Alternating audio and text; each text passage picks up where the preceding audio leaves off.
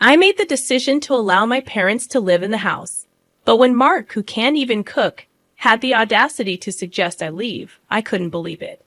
He approached me with a smile, as if he had achieved something significant, and said something so outrageous that it left me speechless. I could never allow my parents to live in my house, only for Mark to try moving in with my in-laws without my permission and attempt to evict me, the rightful owner. Mark's controlling nature had bothered me for a while, but now it felt sickening. I couldn't continue this way with him. His entitled attitude and the way he behaved as if he owned the house, despite not contributing financially, had worn me down. I am Sarah, a woman in my 40s, and I work hard to support our family. Mark, my husband, stays at home and takes care of household chores. While I appreciate his contributions, his domineering personality had become unbearable. His demands, like asking me to fetch ice cream late at night, grated on my nerves. When I refused, he threatened me, reminding me of his supposed authority as the husband. His constant need to assert his dominance and demand respect solely based on his gender infuriated me. Dealing with his behavior on top of my demanding job felt unbearable. I finally told him, I'm really tired. I had reached my breaking point and couldn't continue living like this. I decided to retreat to my room for some rest, seeking solace from the mounting tension with Mark. However, he wasn't pleased with my attitude and confronted me, demanding an explanation for my behavior towards him. Threats loomed in his words, his anger palpable as he asserted his authority over me. Feeling utterly drained, I mustered a forced smile and apologized, hoping he would understand my exhaustion. But Mark's disappointment in me only grew, leaving me no energy to argue. I apologized once more and withdrew to my room, my spirit crushed by his overbearing behavior. Day by day, I endured Mark's tyranny, worn down by his constant demands. My breaking point came when I fell severely ill, diagnosed with a stress-induced fever. Unable to move, I had to take a day off work, lying in bed, too weak to care for myself. When I told Mark about my condition, he dismissed it, accusing me of making excuses and refusing to help. Alone in my room, feverish and weak, I endured a night of unbearable pain. In my delirium, I wished for an end to my suffering. I longed for a simple gesture of care from Mark, a cold compress, or even just a comforting word. But my desires remained unmet, leaving me drowning in a sea of loneliness and self-doubt. Questions plagued my mind. Why was I the only one subjected to this torment? What had I done to deserve such treatment? The agony of my situation, coupled with Mark's callousness, weighed heavily on my soul, pushing me to the brink of despair. I couldn't help but wonder why things couldn't just work out with Mark. The pain from my ongoing ordeal brought me to tears, and when my fever finally subsided after 3 days of rest, I had to return to work. My colleagues and bosses showed genuine concern, asking if I was truly all right.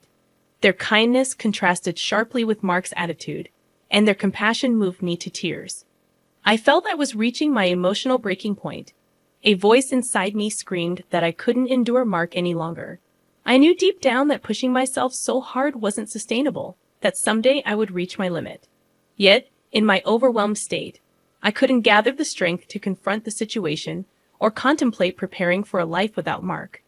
My affection for him had long faded, but the complexities of our shared life left me feeling trapped. Each day, I worked tirelessly, returning home only to be tossed around by Mark's whims. This cycle persisted, draining me both physically and emotionally. Then, one day, while I was trying to find solace in my room, Mark summoned me. It had been ages since we had a serious conversation, and his unusual excitement piqued my curiosity. As I settled down for the discussion, Mark, with a fervor I hadn't seen before, dropped a bombshell. He intended to let his parents live in our house. His callous remark about my inability to cook stung, but what struck me even harder was his plan to force me out. I couldn't fathom the selfishness behind his words. Mark, without considering my feelings, proceeded to outline his agenda. He wanted to change the house's ownership to include his parents, divorce me, and start a new family. He declared that these decisions were final and that my objections wouldn't change a thing.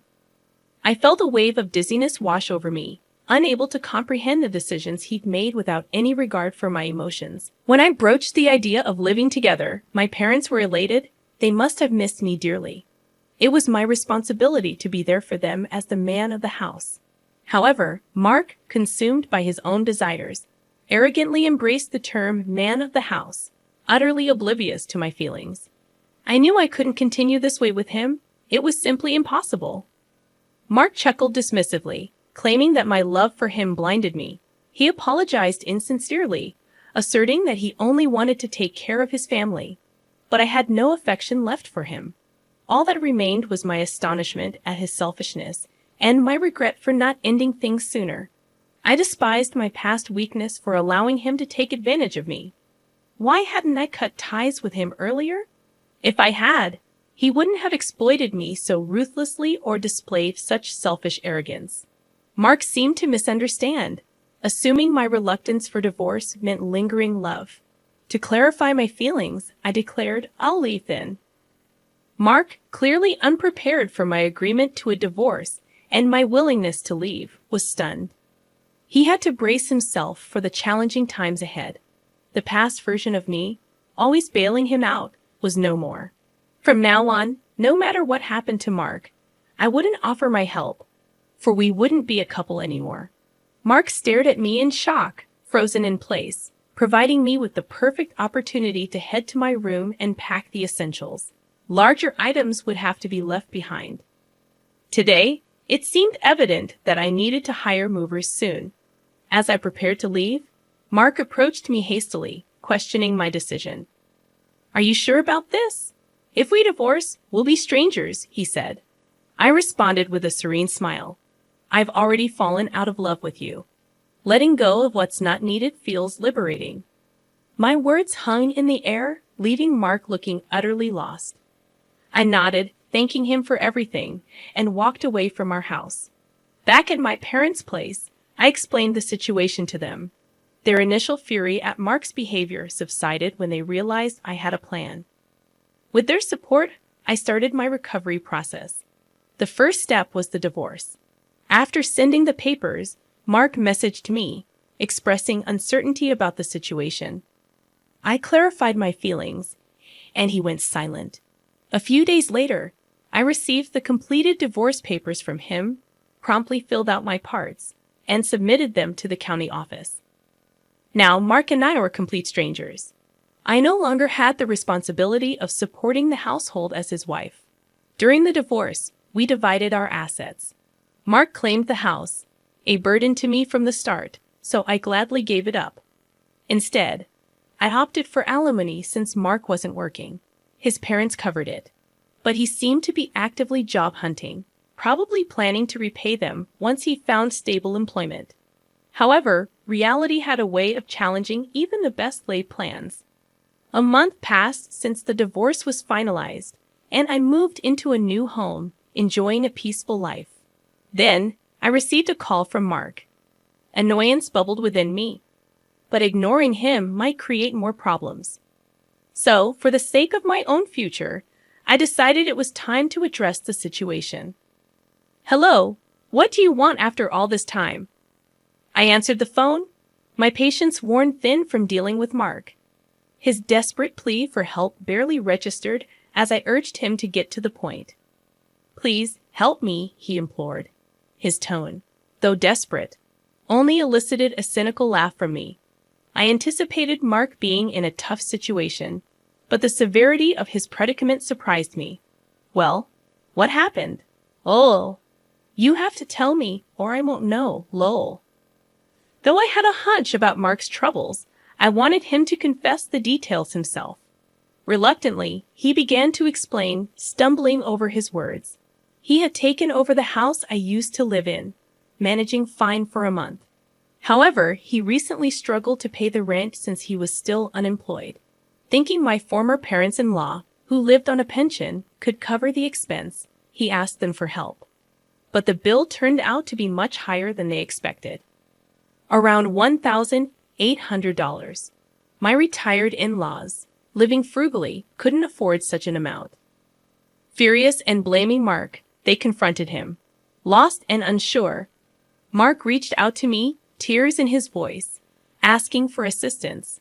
Despite the frustration bubbling within me, I couldn't help but feel a twinge of satisfaction seeing him face the consequences of his actions. He blamed me, venting his frustration about my lack of warning regarding the rent. I acknowledged my mistake, but reminded him that his ignorance about the monthly cost was entirely his own doing. He had treated me like an outsider and pushed me away, and now he was reaping the consequences. Sighing at his audacity, I listened as he continued, his plea for help persisting, seemingly oblivious to my feelings. I need your help. We can't go on like this. Mark's voice carried a sense of urgency, highlighting their desperate situation. It was evident they felt cornered. I surmised that the rent due date had likely passed, and they might already be behind, considering the infamously short temper of the house owner. I remembered the stern warnings about never being late with rent payments while I lived there. Missing a payment could result in dire consequences, as Mark, having met the landlord, was well aware of. His plea for assistance was desperate, asking me to cover the rent for just 1 month. I don't have anyone else to turn to. You still care about me, right? Mark's words were laced with selfishness, expecting me to help just because we were once married. I wanted to tell him that my feelings for him had long faded, but I held my tongue. Instead, I coldly replied, I'm sorry, but do I have any obligation to help you? You were the one who left me. Isn't it too convenient for you to seek my help now? Mark attempted to defend himself, pleading for understanding. Please don't be so cold. I really can't do this without you. Whether you still love me or not doesn't matter now. We used to be married. Can't you help me out just this once? No, I stated firmly, my patience wearing thin. It's been a long time since I stopped loving you. You left me, and even before that, my feelings for you had already cooled. My response carried the weight of frustration and despair that had built up inside me over time. When I uttered those words, I could hear Mark's dejected voice on the other end of the phone. It hit me like a tidal wave of disbelief. For so long, I endured everything, his selfishness, his taking me for granted, his mistreatment, and even stood by him when I was unwell, all in an attempt to salvage our marriage. I had invested my efforts into making our life together work. But this was the outcome. The question that haunted me was why I hadn't left sooner. Why I hadn't distanced myself from Mark when my love for him had faded. Regret flooded in, mingling with the anger I felt towards him. Throughout our time together, Mark never truly faced me. He never showed concern, never tried to protect me, and never considered walking through life hand in hand as a couple. Every time he treated me like a mere maid or a money-making machine, he remained oblivious to my despair. Yet despite all this being a result of Mark's actions, he had the audacity to plead for my help as if he were the victim. His attitude felt so self-centered that it was nauseating. Please help me, I'm begging you. How about we get married again? This time, we'll start over properly. I promise I'll never kick you out again, he said in desperation. I couldn't help but chuckle bitterly at his desperate proposal. Remarried to you? Are you kidding me? All of this is the result of your own actions. I've tried to work with you in my own way for a long, long time. I kept trying to make you face me. Now you're telling me to start all over again with you, pretending that none of that ever happened. Do you want me to go back to those hellish days? That would never happen. I'm not going back to that life. No matter what, I exclaimed, my emotions boiling over. Tears began to flow, a mix of anger and sadness. Mark remained silent in response to my words. Unable to bear any more of this conversation, I simply said goodbye and hung up. After that, Mark didn't call, and wanting never to hear his voice again, I blocked his number. Later, I heard from mutual friends that Mark and his family got evicted from their home. In his own way, Mark tried to talk to my former in-laws and get them to pay the rent on his behalf. However, they were furious, stating, "That's not what we talked about," and refused. Consequently, they angered the landlord and had no choice but to leave. Mark hadn't had much luck finding a full-time job, so he was working part-time to make ends meet. Apparently, because they have been living together, my former in-laws had to sell their house and were now cramped in a rundown apartment. All three of them. As for me, I became engrossed in my work. My boss even discussed a promotion with me. It seemed I might be the first female manager in our company, and I received admiration from both colleagues and juniors. Sometimes friends asked, "Are you going to get married?"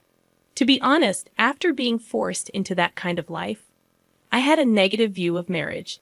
The idea of dating a man or getting married again didn't appeal to me.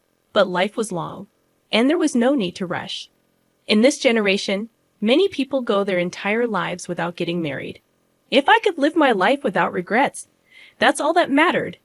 If I could live true to myself, that was enough. With that in mind, I wanted to continue walking through life at my own pace.